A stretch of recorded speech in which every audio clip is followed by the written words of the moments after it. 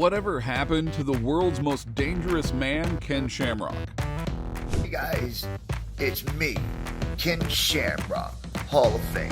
Once a dominant force in the early days of the UFC and later a star in the WWE, Shamrock was a pioneer who helped shape the world of MMA and pro wrestling. But somewhere along the way, things took a turn. Injuries, rivalries, and some serious controversies marked the later stages of his career. So how did Shamrock go from being a legend in the cage to a fighter struggling to keep up? Let's find out. The rise of Ken Shamrock. Let's kick things off by rolling back the clock to the early 90s. MMA was still in its Wild West days, a raw, unregulated spectacle known for its brutality rather than its technique. Enter Ken Shamrock, a powerhouse who would help legitimize the sport that we all love today. Ken wasn't just any fighter stepping into the octagon. He brought a unique blend of skills that few possessed at the time. Before the UFC was even a thing, Ken was tearing it up in Japan's Pancrase organization, a promotion that combined elements of catch wrestling, submission grappling, and striking. This was a place where the term mixed martial arts truly came to life, and Ken was one of its brightest stars. Dean Malenko, he was staying at my house. He was working with us with South Atlantic Pro Wrestling, and me and him were traveling together. And he showed me this videotape, and it was, I remember the Japanese guys now that I was over there, I actually built an organization with them.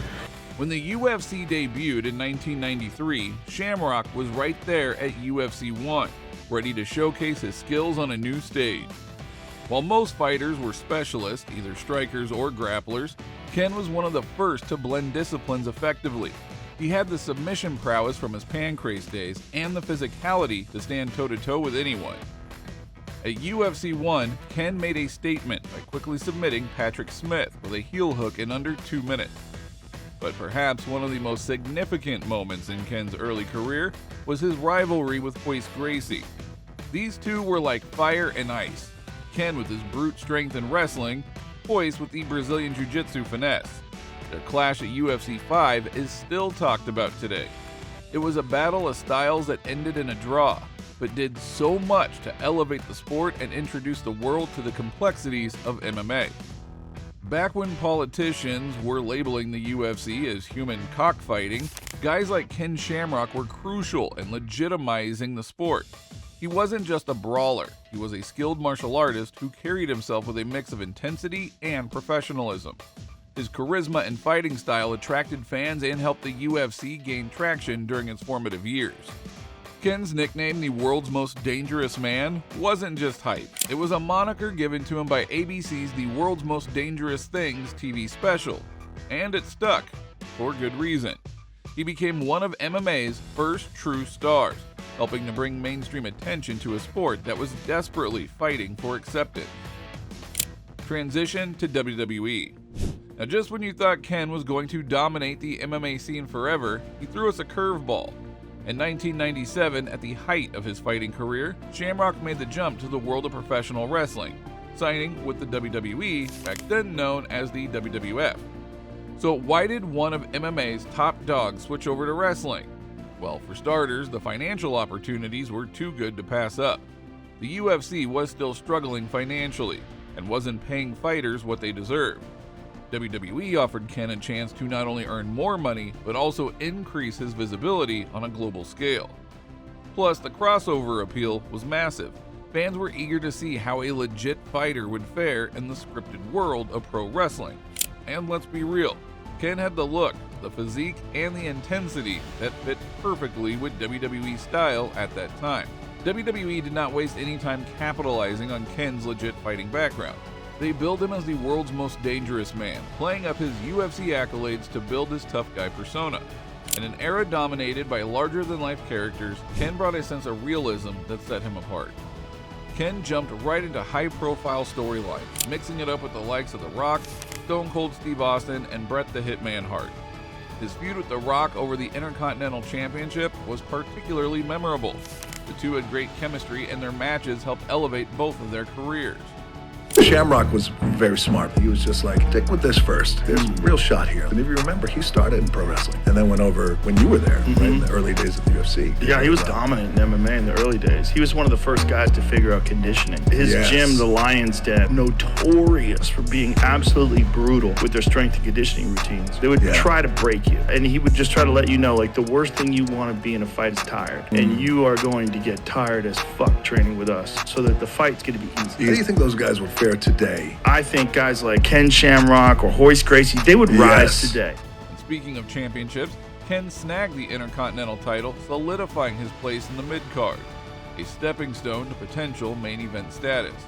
He also helped bring MMA-style moves into WWE, popularizing submission holds like the ankle lock, which would later become a staple for wrestlers like Kurt Angle. Ken's time in WWE wasn't just a side gig. He made a significant impact and brought a level of legitimacy to the sport. Fans started to appreciate the technical aspects of grappling and submissions, thanks in part to his influence. The decline. What went wrong in UFC and WWE? So if things were going so well, what went wrong? Let's circle back to 1996, just before Ken's move to WWE. Despite his popularity, Ken left the UFC at a critical time. The mid-90s were rough for the organization. Legal battles were brewing, pay-per-view carriers were dropping them, and the sport was struggling to shake off its violent image. Ken was frustrated. Fighter pay was low, and there wasn't much financial security in MMA back then. The UFC's direction didn't sit well with him, and he saw better opportunities elsewhere. That's when he decided to return to Japan's pancrase and eventually make the jump to WWE. In hindsight, his departure from the UFC came just before the organization started to clean up its act and gain mainstream acceptance. Under Dana White's leadership in the early 2000s, the UFC implemented new rules, got back on pay-per-view, and began its rise to global prominence. Unfortunately, Ken missed out on this boom period, which could have elevated his MMA legacy even further. Back in the WWE, things weren't all sunshine and rainbows either. The grueling schedule, physical toll, and backstage politics began to wear on Ken. Wrestling might be scripted, but the physical demands are very real. Injuries started piling up, and Ken found himself at odds with the creative direction of his character. Despite a strong start, Ken never quite broke into the main event scene like many expected. Some say it was due to backstage politics, others think it was timing, or perhaps his mic skills weren't up to par in a business that values charisma as much as in-ring ability. Whatever the reason, Ken parted ways with WWE. It was a mutual decision. He needed a break, and the company was shifting focus to new stars. A lot, but I think what started it was the screw job with Bret Hart. I think that, for me, wrestling was about trust. Especially being in a wrestling ring where you're literally giving your body to people. And I was sold when I got there by everybody that you have to work with one another. And if you don't, then you're not going to be here. You have to work with each other. And you're going to have to be able to do jobs. It's just, that's part of it, right? You win, and there's different things that are going to happen, and you got to be good with it. You got to be okay with it. Your idea is about putting on a great match and nothing more. Putting on a great match and getting over whatever storyline you have to get over. And I bought into that. That's what I bought into. Like, I trusted that. And then when that screw job happened with Bret, it was like everything that I was preached to, that I was supposed to honor and trust, was gone. It is a common story in the wrestling world, talent not reaching the heights fans believe they deserve. For Ken, it was a mix of factors that led to an unfulfilled potential in WWE. He had the skills, the look, and the fan support, but the pieces just didn't fall into place. Post-WWE and UFC return. After leaving WWE, Ken wasn't ready to hang up his gloves just yet. He made a return to MMA, but the landscape had changed dramatically. In 2002, Ken stepped back into the octagon at UFC 40 to face off against Tito Ortiz for the light heavyweight championship. The hype was unreal. This was one of the first UFC events to gain significant mainstream attention, thanks in part to Ken's crossover fame from WWE. The bad blood between Ken and Tito was palpable. Tito, the younger fighter, had been mocking Ken and his Lion's Den fighters for years. Their trilogy became one of the most talked about rivalries in MMA history. However, the fights didn't go Ken's way. Tito dominated the first bout, leading to a TKO via corner stoppage. The rematches at UFC 61 and UFC Fight Night 6 also ended in defeats for Ken, both by TKO in the first round. But credit where it's due, their rivalry helped the UFC gain massive pay-per-view buys and brought more eyes to the sport. Even in defeat, Ken played a crucial role in the UFC's growth during this period. By this time, it was clear that Father Time was catching up with Ken. His skills and athleticism weren't what they used to be. The sport had evolved and fighters were becoming more well-rounded, training in multiple disciplines rather than specializing. Ken's old-school style, relying heavily on submissions and brute strength, wasn't enough against the new generation of fighters who could strike, grapple, and had superior cardio. It was a tough pill to swallow, but the game had changed. End of UFC career and transition to smaller promotions. After his last loss to Tito in 2006, it was clear that Ken's UFC days were over. He couldn't keep up with the evolving tactics and the physical demands of modern MMA. Not ready to retire, Ken took fights in smaller promotions like Pride, Bellator, and even ventured into the world of bare-knuckle boxing. Unfortunately, the results were mixed at best. Losses piled up and many fans and critics felt he was tarnishing his legacy by continuing to fight past his prime. But for Ken, fighting was in his blood. He wasn't ready to let go, even if it meant facing lesser-known opponents in smaller venues. Legal battles and controversies. As if the physical battles weren't enough, Ken found himself in legal scuffles too. In 2006, after his final bout with Tito, Ken sued the UFC over a contract dispute. He claimed he was owed fights and compensation based on his agreement with the organization. The lawsuit dragged on, creating bad blood between Ken and UFC president Dana White. The court eventually ruled in favor of the UFC, but the damage was done. Ken became somewhat of a persona non grata in the organization that he helped build. It's a rough end to a relationship that started with so much promise. Rumors have also swirled for years about Ken's time in WWE. Some say he had issues with certain wrestlers and management, which may have contributed to his departure. While nothing was ever confirmed publicly, it is not uncommon for backstage politics to play a role in a wrestler's career trajectory.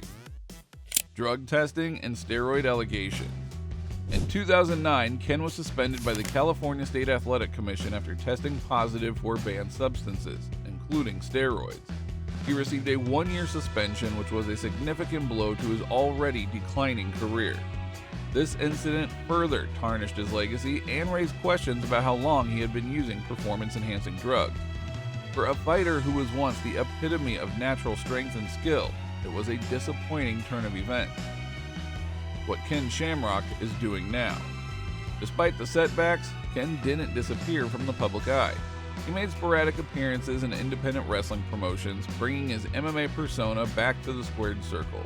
In 2019, he even returned to Impact Wrestling, where he had brief stints in the early 2000s. As a veteran performer, Ken brought experience and name recognition to these promotions. He wasn't chasing championships, but was there to entertain fans and perhaps mentor younger talent. Ken's return to wrestling was met with some mixed reactions. Some fans were excited to see a legend back in action, while others felt he should have retired gracefully.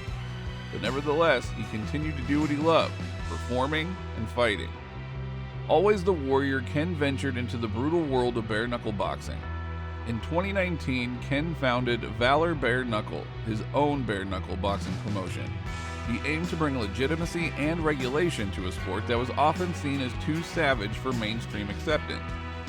While the promotion didn't take off as expected, it showed that Ken was still passionate about combat sports and wanted to contribute in any way he could. Outside of fighting, Ken is kept busy with various projects. He runs a fitness training business offering programs based on his decades of experience in combat sports. He has also ventured into motivational speaking, sharing his story to inspire others. Ken Shamrock's legacy, it's a mixed bag. On one hand, he is undeniably one of the pioneers of MMA, a fighter who helped bring the sport into the mainstream. On the other hand, his later career choices and controversies have somewhat overshadowed his early achievements. But perhaps that's the nature of being a trailblazer. Ken took risks, Some paid off, and others didn't. He crossed over between MMA and pro wrestling when few dared to, and he kept pushing the envelope even when the odds were against him. As of now, Ken remains involved in the combat sports community. He is active on social media, engaging with fans, and sharing insights from his career.